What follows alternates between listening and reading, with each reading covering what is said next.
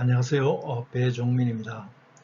오늘은 누가복음을 할 텐데, 누가복음 하기 전에 누가복음 1편이 누가복음이고 누가복음 2편이 사도행전이지 않습니까?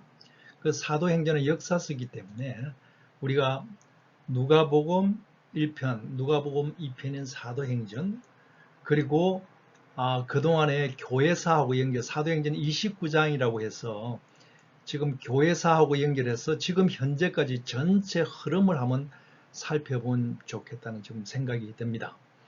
그래서 누가 이 전체 흐름을 한번 보고 난 다음에 다시 누가복음으로 살펴보도록 그렇게 하겠습니다.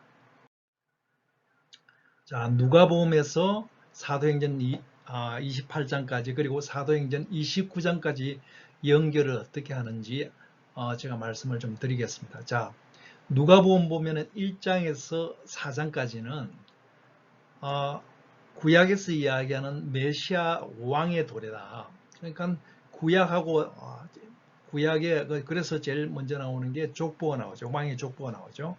구약에 연결하는 것이 가장 키포인트고, 예수님은 새 언약, 새 패러다임으로 오셨다는 이야기를 누가복음 1장에서 4장까지 쭉 이야기를 합니다.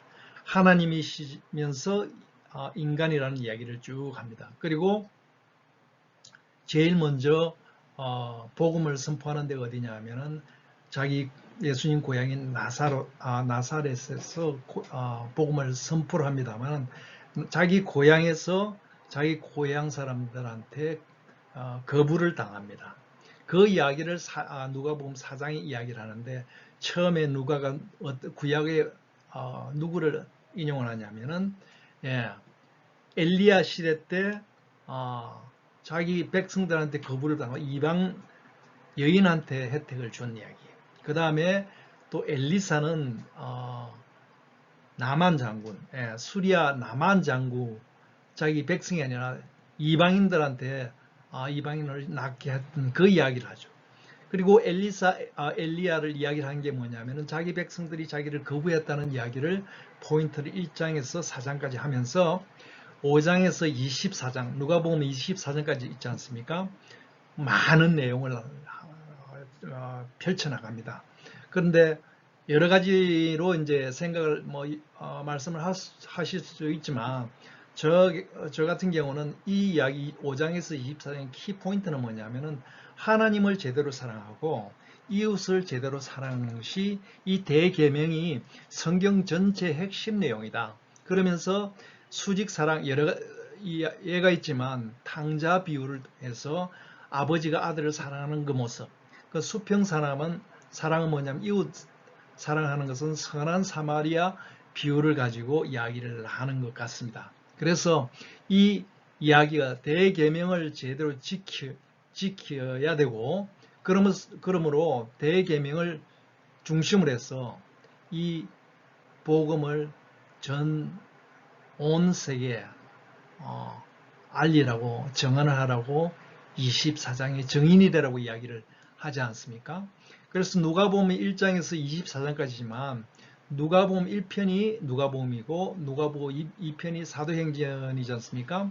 자, 연결하는 부분이 누가복음 24장 제일 끝장하고 사도행전 첫장 1장에 보면은 이게 모든 것이 다 연결되어 있습니다. 장소도 연결되어 있고, 그 다음에 대사명 이야기하는 것도 연결되어 있습니다. 그래서 사도행전 1장에 들어가면은 지상 명령을 하는데 단계별로 말씀하시죠. 예루살렘과 온 유대와 사마리아 땅끝까지 이야기를 하는데 뭐가 올 때까지 기다리라니까? 그게 성령의 힘으로 가야 된다. 성령이 올 때까지 기다리라 하면서 사도행전 1장이 마무리되죠. 자, 그러면서 사도행전 2장부터 28장까지 이야기가 뭐냐면은 대사명의 대계명화, 대계명의 대사명화로 이야기했습니다. 예. 왜 그러냐면은 정인이 되려고 그러면 내 삶이 달라져야 되기 때문에, 그 삶이 달라진 삶을 보고 나서 초대교회가 확산이 되지 않습니까? 그게 다 그들이 힘으로 되는 것이 아니라 성령님의 인도로 교회가 세워졌고 교회가 펼쳐나갔다는 이야기가 사도행전 2장에서 7장까지는 예루살렘 중심으로 있다가 핍박이 시작해서 8장부터 12장까지 주변에 있는 지역으로 확대가 되고 13장부터 28장까지는 지중해를 중심으로 해서 로마 제국 전체로 펼쳐지는 그 모습을 사도행전 이야기를 하죠. 그러면서 사도행전 28장 끝부분에 결론 부분에 어떻게 하냐면 그러므로 이 복음을 이렇게 다 선포를 했으니까 이제는 선택이 남았다. 선택이다. 너희들은 선택하라. 듣고 눈을 감든지 아예 모른다고 하든지 안 그러면 듣고 깨달아 돌아오든지 두 개의 선택의 길이 있을 것이다. 자, 그리고 나서 사도행전은 끝납니다. 누가복음 사도행전은 끝나지만 우리가 이야기를 그렇게 하죠. 사도행전이 역사서니까 우리는 뭘 써야 되냐면 사도행전 29장을 써야 된다고 이야기를 하지 않습니까? 자, 29장을 쓰는데 29장 사도행전 이후에도 기타 신약서들이 많지 않습니까? 그래서 신약 계시록 전반부까지는 모든 것을 다 포함해야 되고 그 다음에 사도행전 29장 전반이 어디 쪽이냐?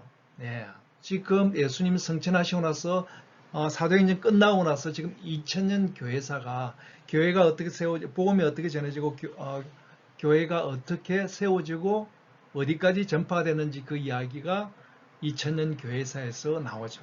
잘한 부분도 있고 못한 부분도 있죠.